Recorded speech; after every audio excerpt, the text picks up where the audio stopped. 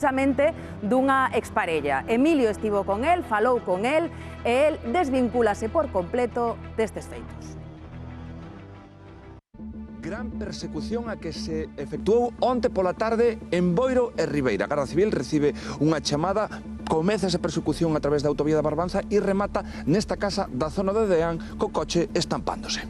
Juan, vostede vive a uns 50 metros do lugar dos feitos, 50-100 metros. Sí, pero porque me informaron un coche por aí que se empotrou aí abaixo, que viña a policía detrás dele, que non sei onde se iniciou. Eu sei que aí que se empotrou un coche ou algo así. A persona estaba na casa porque é unha persona maior que está asistida, pero non sei nada máis. Este é o coche Dignos en que onte se produce esa persecución, o coche que perseguen as forzas e corpos de seguridade. Fíxense, por aquí abaixo si vemos danos no redor do neumático, sobre todo en este lateral que chegan até esta porta e, por suposto, tamén na zona do retrovisor. Conseguimos falar co actual propietario. Na casa non ocorreu nada. A tipa debeuse de escapar a correr para arriba, pero non entrou ninguna casa, Pero ela viña a bordo dun coche que o coche estou para contra... Como? Era meu coche, ese. É da túa propiedade? Sí. E entón como é iso? Pues se lo dejé, sí. E quen é esa persoa? Que relación ten contigo? Mi expareja. Quen viña a bordo dese coche? A súa exparella? Pareja. A quen vostede lle prestara o automóvil e quen máis? Non sei. É a información que bueno, fontes próximas a investigación contanos que conducía ela aínda non tendo carné. Claro. No te ha retirado. No te ha retirado. Carné retirado. Que yo sepa, sí. Por que se produce a persecución onte? Que ocorre? No sé, hasta ahora mismo no sé nada aún. Ahora no sé nada. Yo sé que el coche estaba disparado y no me enteré de nada aún. Pensaban que era yo, mi primo, ¿qué estás haciendo dando vueltas a la rotonda? Que yo estoy en casa. ¿Cómo va a ser yo? Y ya fue cuando me vino a buscar, para ir a buscar el coche, me dispararon ahí. Cando chegas e ves o coche, como quedas? A pouco me dá un infarto ya. E o segundo é, cando ves que ocorrera, cando empezas a saber que ocorre, que hai unha persecución, que o coche remata aí... Me lo explica la Guardia Civil, lo que pasó. Me explica la Guardia Civil que tuvieron una persecución desde Boiro hasta Ribeira. Yo hablé con la policía y dije, mira, que yo no iba en el coche. Dijo, no, sabemos que tú no ibas en el coche, que ibas a esta chavala. La policía sabía quién era ya.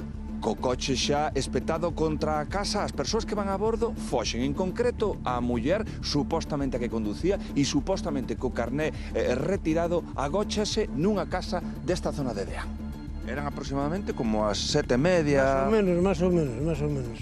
Eu sentín así un ruido, vin as luces, había aí 3 ou 4 coches de policía e non vin máis nada. A xente dicían, alguén que viña escapando da policía, e punto, para nada máis. Iso que ocorreu onte o deixa preocupado que poida alterar esa tranquilidade aquí en Deán ou toma como algo puntual, excepcional? Bueno, estáse vendo moito tráfico por aquí. Con moito coche e creo que moito trapicheo. A que sancións se enfronta que non manexaba? Desobediencia á autoridade, condución temeraria, facelo sen estar en posesión do carné de conducir e posesión de estupefacientes.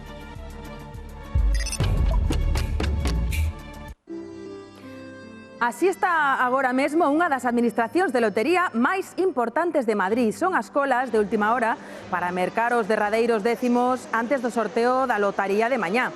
Recordamosles que teñen ata as 10:30 desta noite para buscar a sorte a través dun décimo que, por que non, lles cambia a vida. Aínda que desde Hora Galega recomendámosles que non esperen ata esa hora se teñen pensado mercados.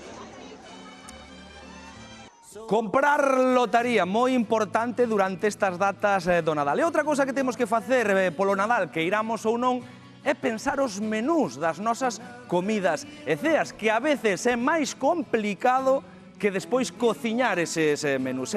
Xa que hoxe andamos por Madrid, nós quixemos facer pois unha comparativa de prezos do marisco, que tamén se consume moito durante estas datas,